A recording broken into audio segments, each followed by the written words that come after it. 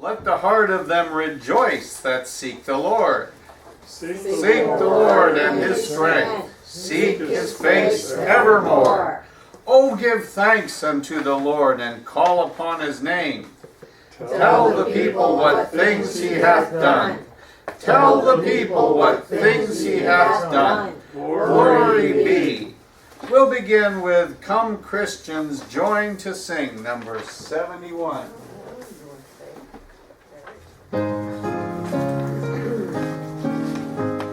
Come Christians join to sing, Hallelujah, Amen. All praise to Christ our King, Hallelujah, Amen. Let all with heart and voice before his throne rejoice. Praise is his gracious choice, Hallelujah, Amen. Come lift your hearts on high, Hallelujah, Amen. Let praises fill the sky, Hallelujah, Amen. He is our guiding friend, to us he'll condescend. His love shall never end, Hallelujah, Amen.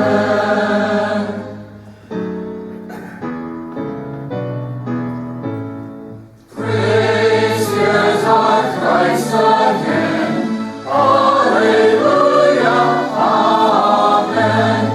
Life shall not end the strain, Hallelujah, Amen. On heaven's graceful shore, his goodness will adore, singing forevermore.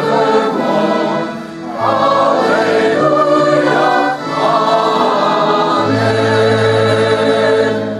Amen. Amen. Praise God.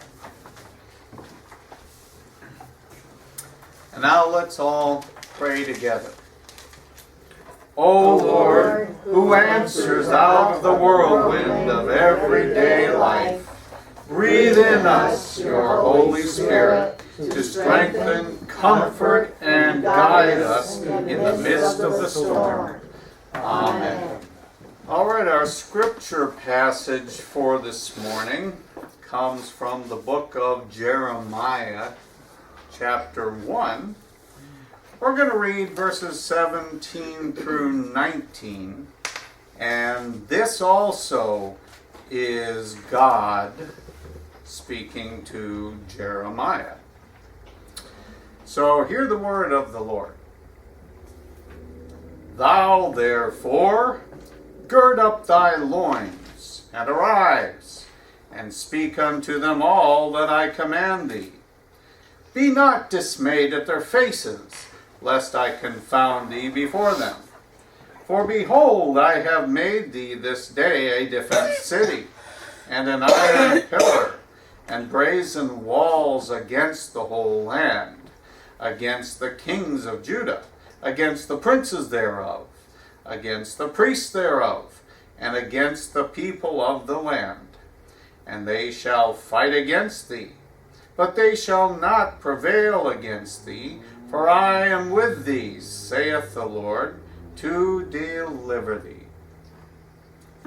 This is the word of the Lord for the people of the Lord. Thanks be to God. All right, now we've got our praise song. Edna, this is the one I mentioned. You asked for this before, said you love it one day at a time. Sweet Jesus.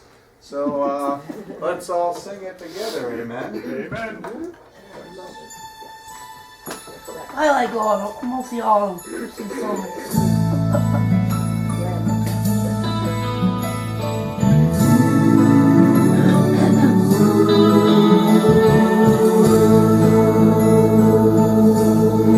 I'm only human.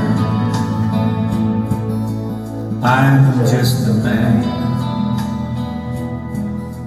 Help me believe in what I believe and all that I am. Show me the stairway I have to climb. Lord, for my sake, teach me to take one day at a time. One day at a time, sweet Jesus, that's all I'm asking from you. Give me the strength to do everything that I have to do. Yesterday's gone, sweet Jesus, and tomorrow may never be mine. Help me today, show me the way, one day at a time. Amen.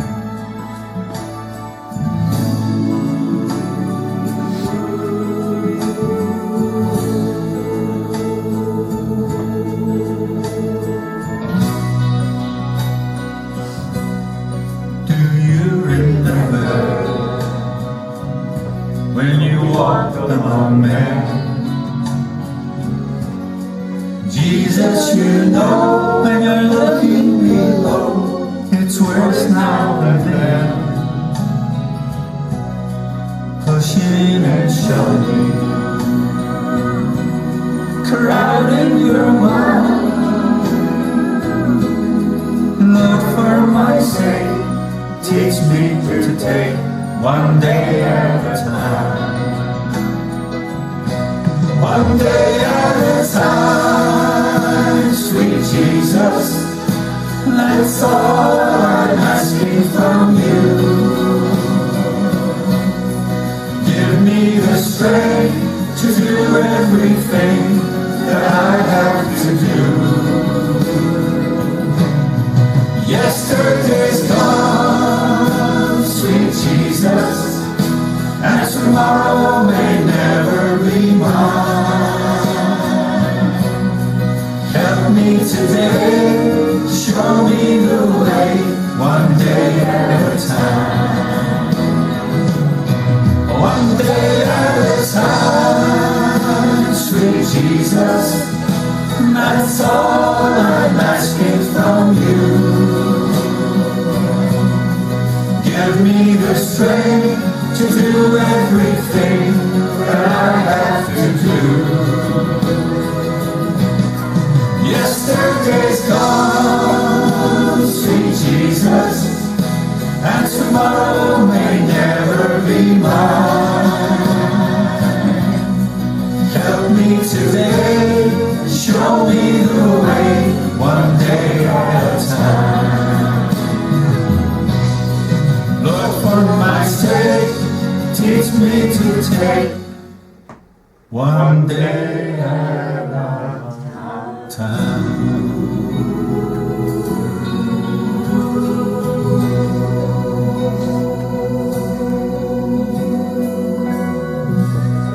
Wow, a big amen to that. That's my testimony. I'm sorry, but I was just a little crying here along the lunch. Oh, that's all right. You alright? Give Glad you me mentioned that. on song. that song, yeah. Our Father, who art in heaven, hallowed be thy name. Thy kingdom come, thy will be done, on earth as it is in heaven. Give us this day our daily bread, and forgive us our trespasses, as we forgive those who trespass against us. And lead us not into temptation, but deliver us from evil. For thine is the kingdom, and the power, and the glory forever. Amen.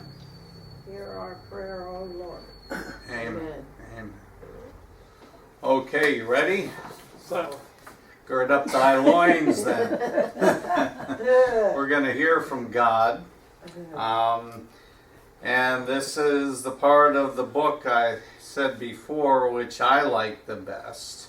because we've been listening to all these other guys, Job and his friends, go on and on about his situation and his suffering, which was great. And we can understand his feelings and when he sometimes questions God because of it. But through it all, he did remain faithful. He never cursed God. He never condemned God. He did question him, though, and at times even blame him. So God's been listening to all of that, including all the advice and the accusations from his friends. And now this storm has been approaching while the last guy was speaking, Elihu, and it is now here. And it's God's storm. He is in it. And we're at chapter 38 of the book of Job, which says, "Then the Lord answered Job out of the whirlwind and said, Who is this that darkeneth counsel by words without knowledge? Gird up now thy loins like a man, for I will demand of thee, and answer thou me. Where were you when I laid the foundations of the earth? Tell me if you have understanding. Who has laid the measures of it? Tell me if you know. Or who has stretched the line upon it?" So God finally answers Job.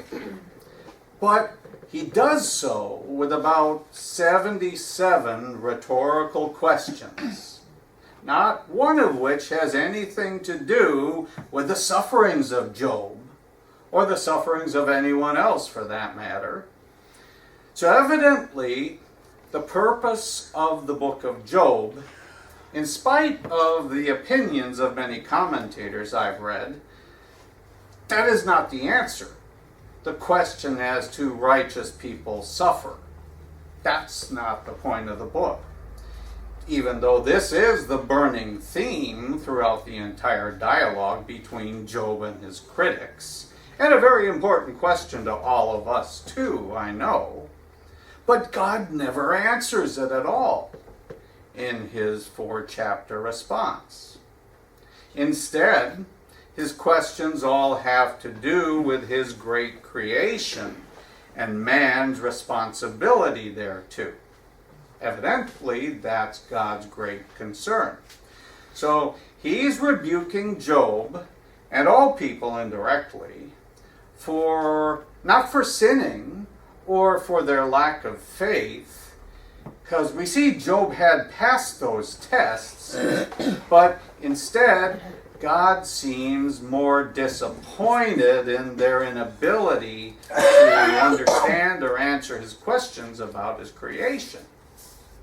See, Adam and his descendants had been given dominion over the creation. So they were supposed to learn, understand, and care for its creatures and its resources, as we're still charged today. And at this time, more than 2,000 years had passed since then, and little had been accomplished, with even the most righteous of men more concerned about their own affairs than about God's creation. Okay? And his first question goes right to that.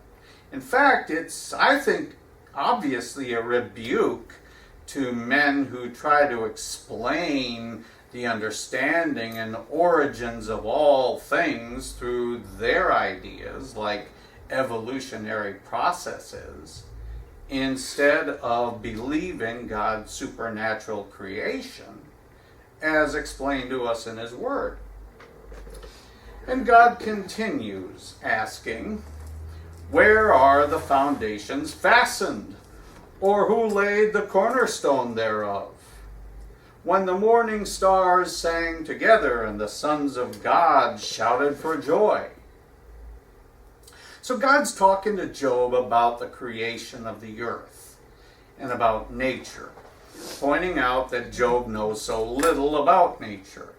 Job, where were you when I laid the foundations of the earth? What did I fasten the foundations upon when the morning stars sang together? And concerning the morning stars, we know that the word star oftentimes refers to angels. And you remember in the book of Revelation, chapter 13, when the dragon was cast out of heaven, he took a third of the stars with him, referring to the angels that fell with Satan. The stars of heaven were not made, the stars that we see and the sun and all of them were not made until the fourth day of creation week. Whereas the foundations of the earth had been laid on the third day. Thus, the morning stars were the same as the sons of God, or the angels. And angels are also referred to as the sons of God, as we see in the first chapter of Job. Okay, you remember that. The sons of God were presenting themselves to God, and Satan also came with them. Now, in the New Testament, we are referred to as sons of God. Beloved, now we are the sons of God. It doth not yet appear what we shall be, but we know when he shall appear, we will be like him, for we shall see him as he is. It says in 1 John chapter 3. So Jesus is the only begotten Son of God. Okay, that's a special classification there. And what a glorious scene it must have been when God created the earth and the angels, the morning stars all sang together. That's really something to think about. God goes on, he asks, who shut up the sea with the doors when it broke forth, as if it had issued out of the womb? When I made the cloud the garment thereof, and the thick darkness a swaddling band for it. So again, God's talking about the earth, his creation of it. Who put the bounds for the seas, when I allowed the water to gush forth, as a child out of the womb, he asks. When I made the cloud a garment of the earth, and a thick darkness a swaddling band for it. And I think he's reminding Job of the flood next, when the mighty waters gushed or broke forth from both the fountains of the great deep up out of the earth, and the floodgates of the heavens opened. And God mentions making the cloud a garment of the earth before the rain. Because prior to the flood, there apparently had been no rain and probably no thick clouds then. And I broke it up in my decreed place, he says. I set the bars and the doors and said to the seas, this far you shall come, but no further. And there your proud waves shall be stayed. So we also read that during the flood, great ocean basins were formed, which confined the seas to their present locations. He goes on. Have you commanded the morning since thy days, and caused the day spring to know his place? That it might take hold of the ends of the earth, that the wicked might be shaken out of it. It is turned as clay to the seal, and they stand as a garment. And from the wicked their light is withheld, and the high arm shall be broken. Have you entered into the springs of the sea? Or have you walked in the search of its depth? Have the gates of death been opened unto thee? Or have you seen the doors of the shadow of death? Now God mentions the springs of the sea. And it's only in recent years that springs have been discovered in the sea bottom, coming up into the oceans. And many such scientific mysteries have been explained in recent years by modern science. I'll point out a few. But many of the questions God asks here are still unanswered today. Going back to verse 2, he asked, "Who is this that darkeneth counsel by words without knowledge?" Well, God's rebuking Job there, and his friends like Elihu, who use those very words, for talking about things that they don't know anything about. "Have the gates of death been opened to you?" he asks. "Have you been beyond them? Do you know what is there?" Because if you remember, Job was saying, "Oh, I wish that I were dead, where all is silent, where there is no memory, where there is no thought. Oh, I wish I were in the oblivion of death, where man is at rest, where everything is at peace." And God said, "Job, how do you know that? Have you been there? Have the gates of death been opened to you? You're talking about these things, Job, but you don't know anything about them." So these were the things that Job had been saying, but God is rebuking him for saying them. "Have you perceived the breadth of the earth? Tell it if you know it all. Where is the way where the light dwells? As far as the darkness, where is the place thereof?" Where does light dwell? He's asking them. Tell me this, where does the darkness go when you turn on the lights? Well, where does the darkness hide? It's an interesting question. It must go somewhere. Somewhere very close, right? I mean, all we have to do is flip off the lights and it moves right back in. But where is it lurking? I don't know. But God is questioning Job and saying, where is the place where light dwells? Where does darkness dwells? And an interesting discovery of modern physics is that light dwells along a way. It's continually traveling at an immense speed. Darkness, on the other hand, dwells in any place where no light is on its way. God continues, "That you should take it to the bound thereof, that you should know the paths to the house thereof. Do you know it because thou wast then born, or because the number of thy days is great? Have you entered into the treasures of the snow, or have you seen the treasures of the hail?" Well, as we know now, there are beautiful treasures in every snowflake. If you look under a microscope, you'll see beautiful treasures of intricate, beautiful, perfect geometric designs. And no two of them are alike. How could Job have known that when this book was written? And God's asking him that. And then he asks something else really interesting, which I have reserved against the time of trouble, against the day of battle and war. By what way is the light parted? How is light divided? God asks. Well, it's another thing that's been recently discovered, that light can be divided. Men have invented a spectroscope that can actually divide light into compartments. So God was speaking about the dividing of light before man ever knew that light could be divided. And God is challenging Job about this thousands of years before it was even known. "Who hath divided the water course for the overflowing of waters, or a way for the lightning of thunder, to cause it to rain on the earth where no man is, or the wilderness where there is no man, to satisfy the desolate and the waste ground, and to cause the bud of the tender herb to spring forth?"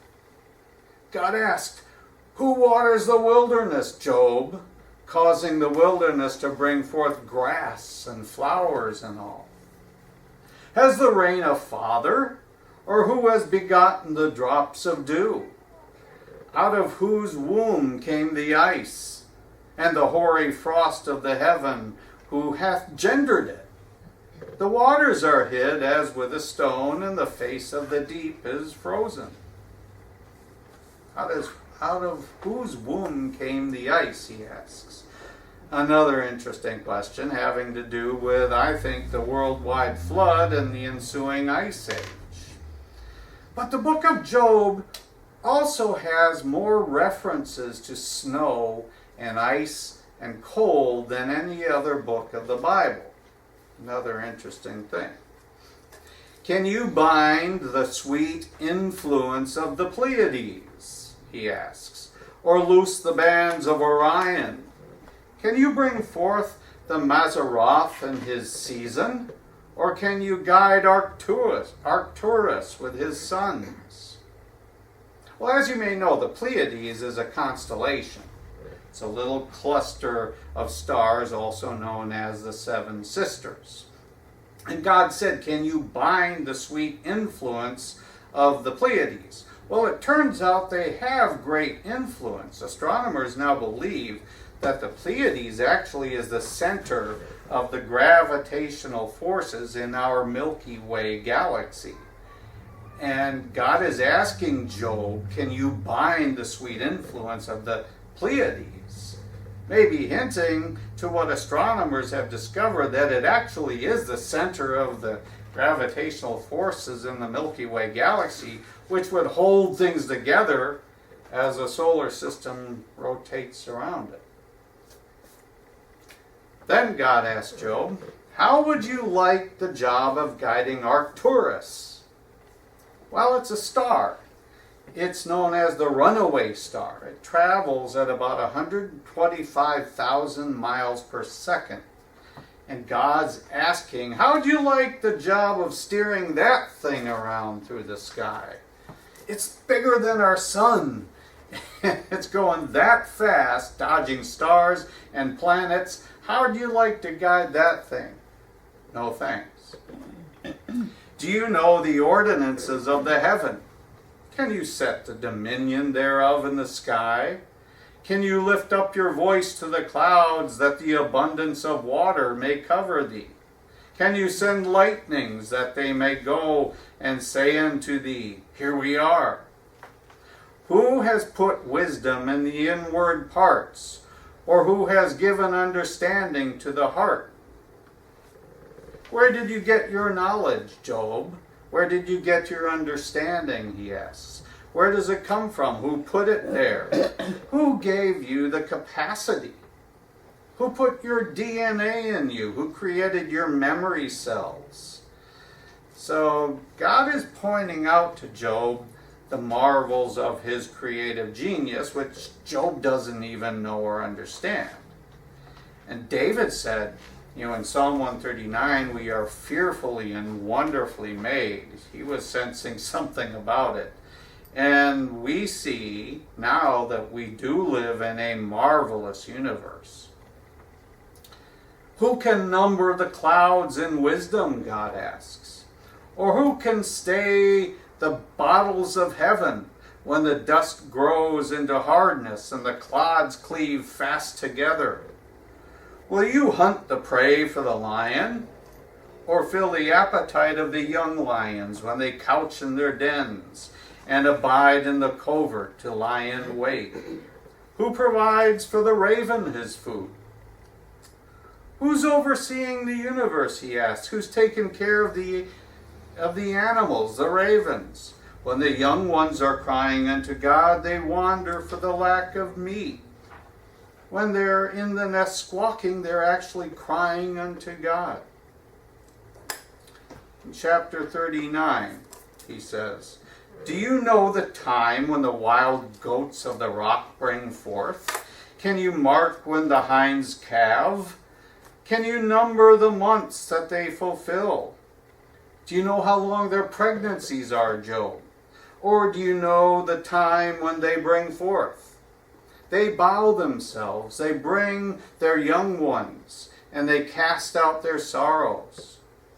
Will the unicorn be willing to serve thee, or abide by thy crib?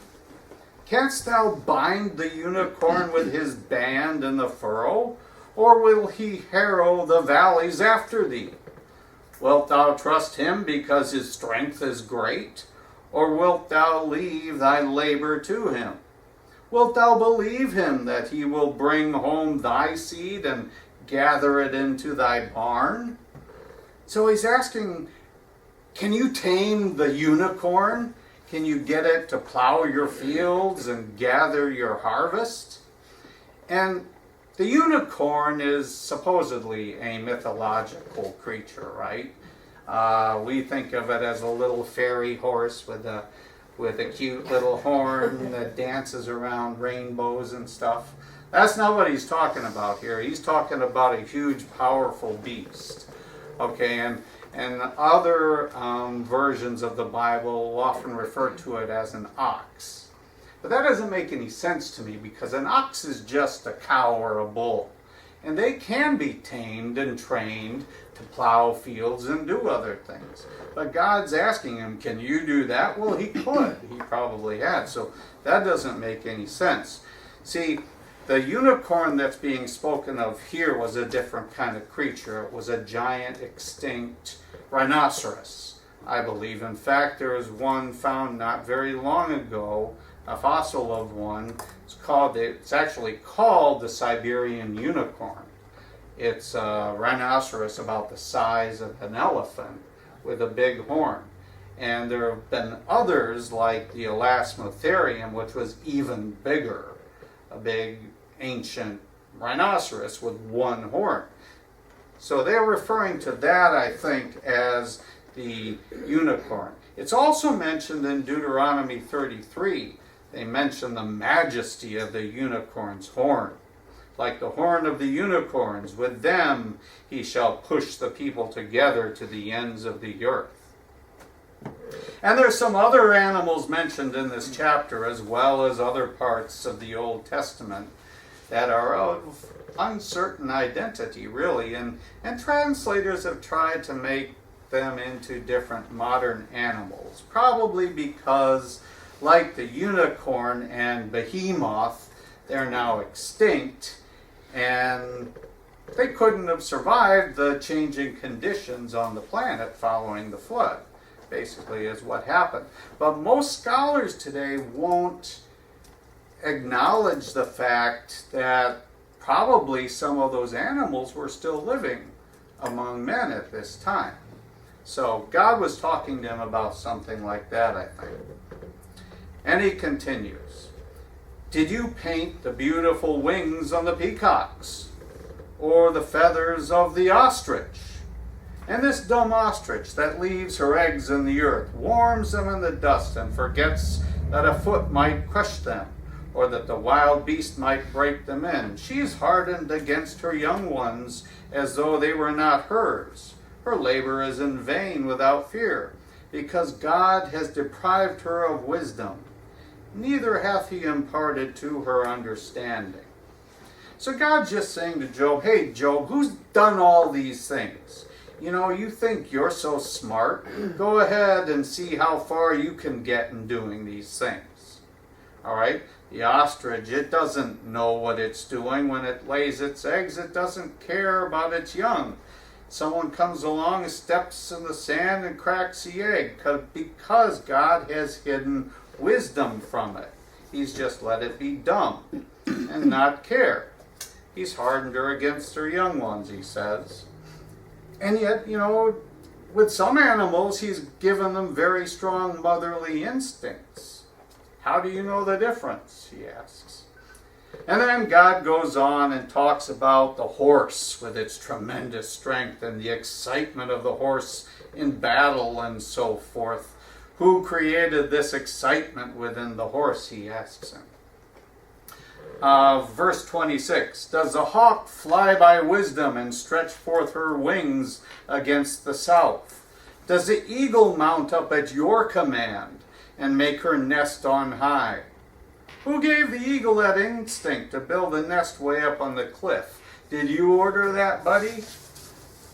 She dwells and abides on the rocks, upon the crags of the rocks, and in the strong place. And from there she seeks her prey, and her eyes behold very far off. Her young ones also suck up blood, and where the slain are, there is she. You notice that the end part here of chapter 38 and then all through 39 where we've been reading, God's questions center on his providential care of his animal creation. He's focusing on. And I think the implication of these questions is that man should have given more attention to the care of these creatures, since they've been placed under man's dominion. He's not happy about that. Into chapter 40, where we'll just read the first part. Moreover, the Lord answered Job and said, Shall he that contends with the Almighty instruct him? Job, are you trying to instruct me? He asks. Well, isn't that ridiculous? I mean, can you think of anybody trying to instruct God? Seems foolish, doesn't it? But you know what? You're looking at one of them right here. I think I do that sometimes. God, this is the way I see it. I think you should work things out this way. And when he doesn't listen to me, I get upset sometimes, right? All right, well, that's the dumb part. I seek to instruct God and then get upset when he doesn't follow my wisdom. And he's saying Job does that too. He continues to ask him, Shall he who contends with the Almighty instruct him? He that reproves God, let him answer it. Job answered the Lord. He's going to answer God now. And said, Behold, I am vile. What shall I answer thee? So God said, Hey, look, you've been trying to instruct me, contending with me, trying to tell me how I should do things. All right, answer me, Job. Job says, What can I say? What can I answer, Lord? I'm just vile, trying to instruct you, contending with you, God. Vile means disgusting. It means worthless and cowardly. And that's what he's saying about himself. And so there's this brief pause in God's monologue on creation. God rebukes Job, mildly really, for presuming to question his actions when he didn't even understand them. And Job accepts the rebuke and confesses his sin, finishing with, Once I have spoken, but I'm not going to answer twice. But I will proceed no further. Then the Lord answered Job out of the whirlwind again and said, Gird up your loins like a man. I'm going to demand of thee. Declare unto me, will you also disannul my judgment? Will you condemn me that you may be righteous? That's a key question there. Think for a moment, because I think quite often we're guilty of this ourselves, condemning God in seeking to make ourselves look righteous. We may say something like Job as, I don't know how God could do that to me. After all, when I'm so good, I'm so pure, I'm so righteous, why would God allow that to happen to me? God isn't fair. He isn't just. He's allowed it to happen to me. Well, don't go there, all right? You may end up hearing some of the same stuff. And God then asks, Have you an arm like God, or can you thunder with a voice like him? Cast abroad the rage of your wrath, and behold everyone that is proud. Abase him. So God, and this is the last part I'm going to share today. God says, Here, do this now. Go ahead, all right? Deck yourselves with the majesty and excellency. Array yourself with glory and beauty, and cast abroad the rage of the angry person. Behold everyone that is proud on the earth, and abase him, put him down. Look on everyone that is proud, and bring him low, and tread down the wicked in their place. Hide them in the dust together, bind their faces in secret. And then I also will confess to you that your own right hand can save you. So God said, if you can do these things, then I'll confess to you that your right hand can save you, if you can abase every proud person and bring them low. Well, good luck with that.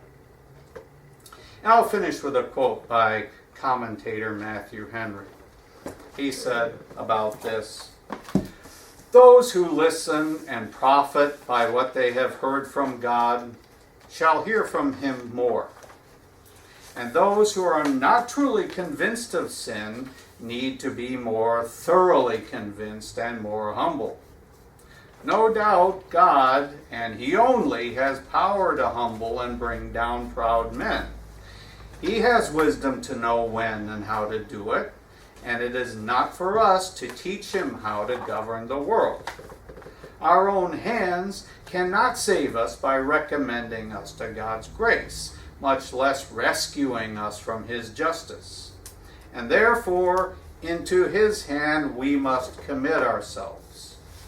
The renewal of a believer proceeds in the same way of conviction, humbling, and watchfulness of a believer against remaining sin, as in his first conversion. When convinced of many evils in our conduct, we still need convincing of many more. So we best continue to listen and learn." So, you can all ungird your loins now.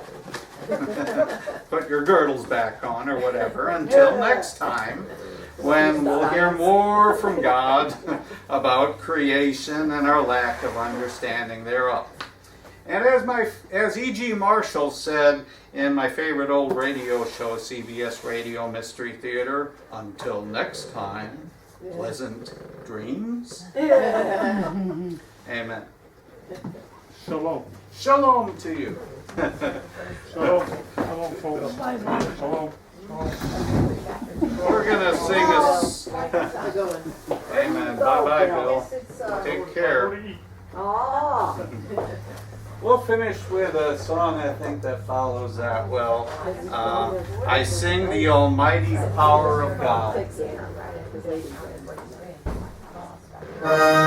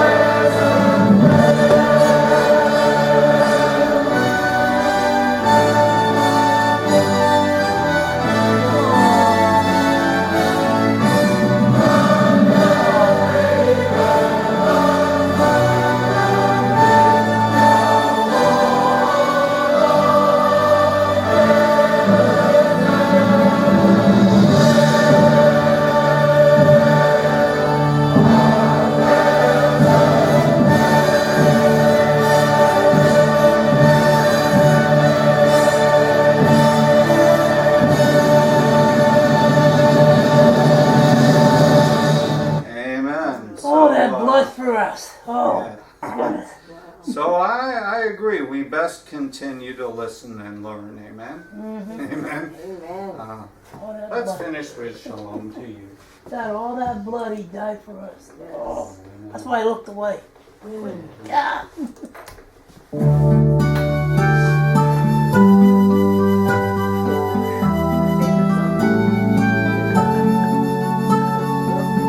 I think it's a place. I'm starting to sing it at home now. Oh, good.